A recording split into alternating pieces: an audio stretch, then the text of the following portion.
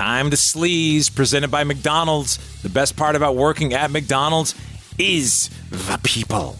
I've never seen George Clooney fired up, a little irritated with one Quentin Tarantino, and was like, dude, F off. Did you see this story? I did. What's going on with those two? Well, they were doing this interview. It was actually George Clooney and Brad Pitt for their upcoming Wolves.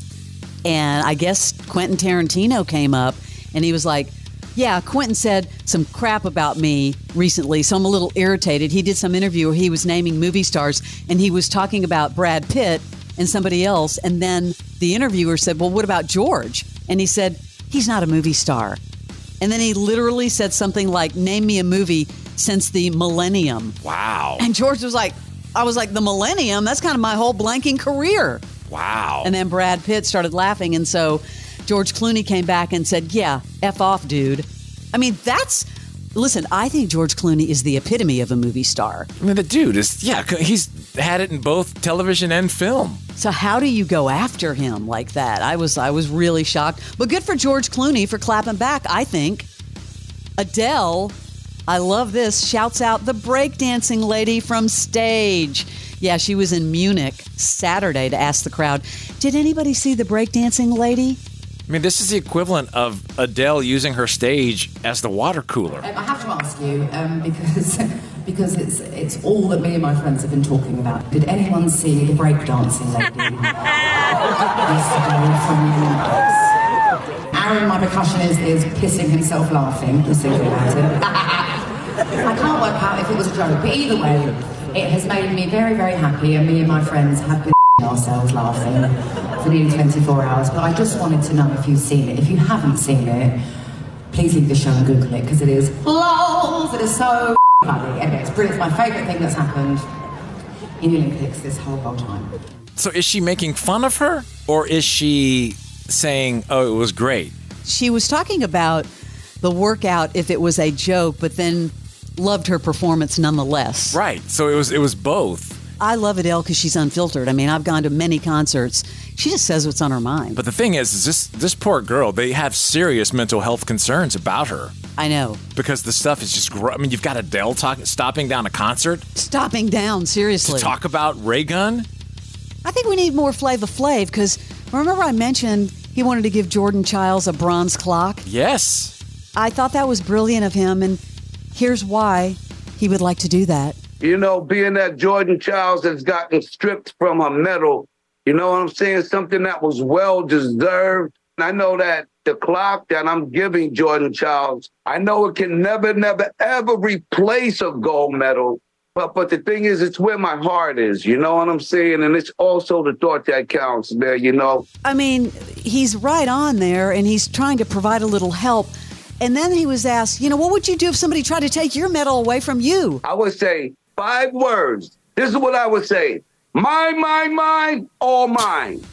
That's Flav. I love Flava Flav. Barnes, a story for you for your quote-unquote quality TV that you watch. Here we go.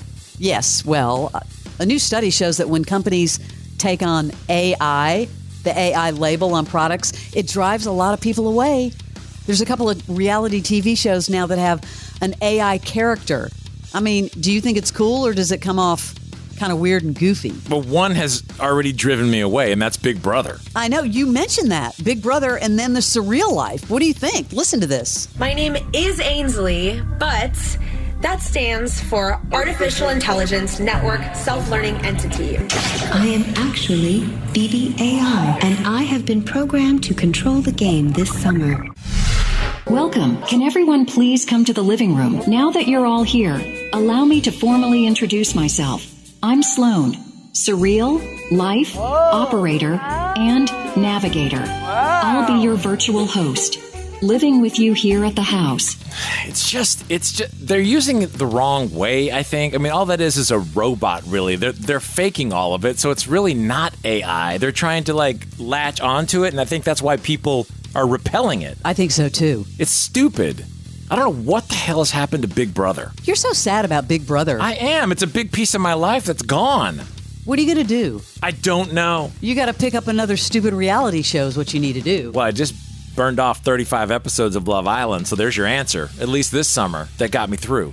I need to talk about this whole, for some reason, all of a sudden, Scott Peterson is back in the news. Every, year. He's been in jail for 20 years for, convicted for the murder of his wife, Lacey Peterson.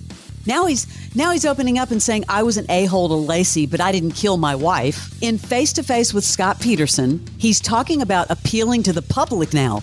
The public doesn't care about him. He's questioning the police and the prosecutors. He claims they ignored significant leads. They relied solely on circumstantial evidence. Scott's like, I regret not testifying at my trial, but I have a chance to show people. No one cares, Scott Peterson. But every year he gets a special on one of these, whatever. He shows up on 2020 or whatever show, almost like clockwork. Well, now there's another bombshell story that just came out. His mistress in this new Netflix docuseries, American Murder Lacey Peterson. His mistress said, now, how did this not ever come to light? Never before. Secret recordings revealed of phone calls between Scott Peterson and his mistress, Amber. Here's one. So what do you want to be together with me? She said, Amber said in one of the recordings. And he said, for the rest of our lives, I think we could care for each other. And people are like, well, what does that tell you? He wanted to spend the rest of his life with his mistress. This is not good. The only jail guy with an agent. I mean, this guy gets Netflix specials. I am literally shocked by all of this. Seriously. I don't know why he's that big of a deal. I don't understand it either.